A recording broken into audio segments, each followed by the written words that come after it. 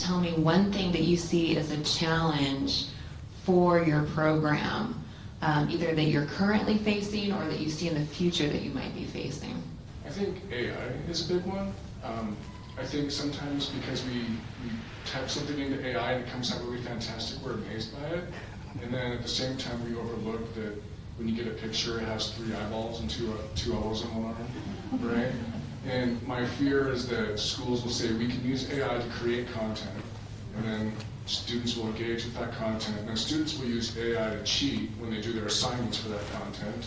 And then schools will use AI to grade the content, so you just have AI creating, and then doing, and then grading itself on how it did. And I see that as kind of a vicious cycle where, you know, the people get lost in the process, and then I want the people to be lost, because in our school, that's what makes the connection. One thing that's different is our staff is talking individually with parents and students every single week at a minimum. And so there's a lot of personal one-on-one contact. They have learning coaches who chase them down like they owe them money sometimes. And that is the part of our school that's important, is just that personal connection. I would answer with what we've talked about a bunch, is the needs that the kiddos are coming to us with. And I think by design, our school has been really purposeful in designing some of the things that the questions being asked. How do we engage kiddos?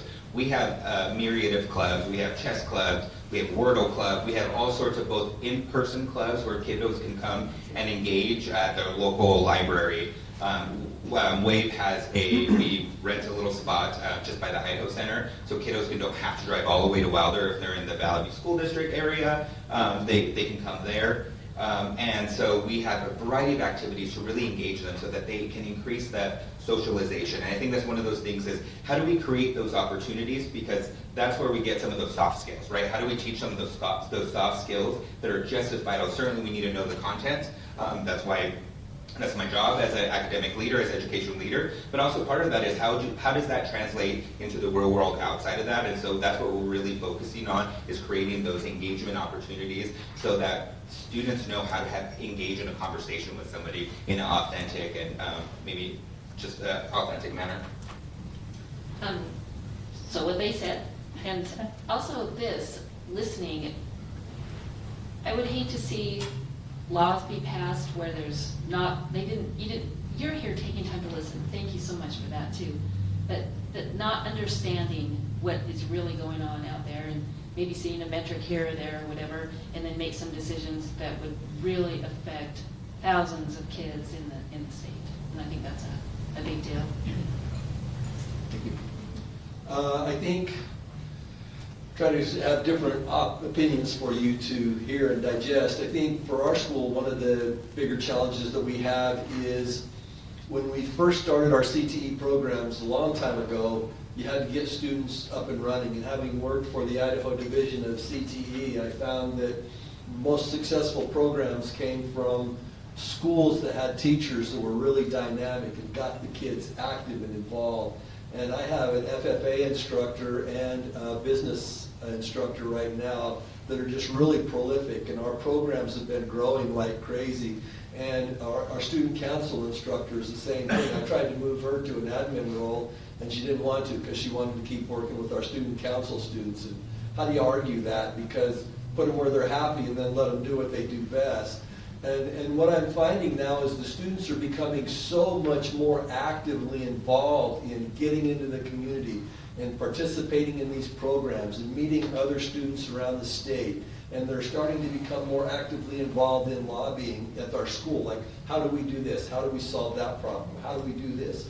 And one of the challenges that we're facing now is we've got so many students interested in being involved that the current funding structure is a bit of a prohibition, because I need more money to send these students to do more things. Keep in mind, if a student's going to a traditional school district like Meridian High School, that school gets its funding and all of its students are captured right there. If I want to send a team of FFA students to nationals for 2 weeks, I've got to fly a bunch of them down from northern Idaho, and I got to move a bunch of them over from eastern Idaho, and then I need to coagulate them together into a mob and then take them over to Mackey to get on a bus to ride with our district team from Mackey to Indianapolis, Indiana. And so those challenges are the kinds of challenges that these virtual school districts face, that as you talk to traditional school districts or the State Department, for example, they've never had to deal with those kinds of issues. Like I've never dealt with the traditional school district issues. So our issues are different, and thank you for asking us how to solve them. So. And I would just piggyback on all of it. All of it's important. And I think more of a, I mean, you mentioned an obstacle. I think we've had the obstacle, and the obstacle has been academic accountability and the kind of misconceptions around that, and the lack of understanding of what the different programs are doing and how. So I also see that as an opportunity. This is an opportunity for us to continue to look at those things and pick some things that are meaningful and actually true measures of our schools. And like I said, this is not just an online problem. This is alternative schools. This is schools in some areas of Idaho that are rural and have a high poverty count, who you're looking at these metrics, and these metrics are not really meaning what they're doing on the day-to-day and the realities that those schools face. So I think that's a huge one. I'd also partner on AI. That's a tough landscape right now. I think as online schools, I think one of the things for us and the way that we're funded and the way that we apply those funds is we have to be responsive, and we have to be flexible, and we have to have innovation, because every year is a little bit different, and those challenges are a little bit different.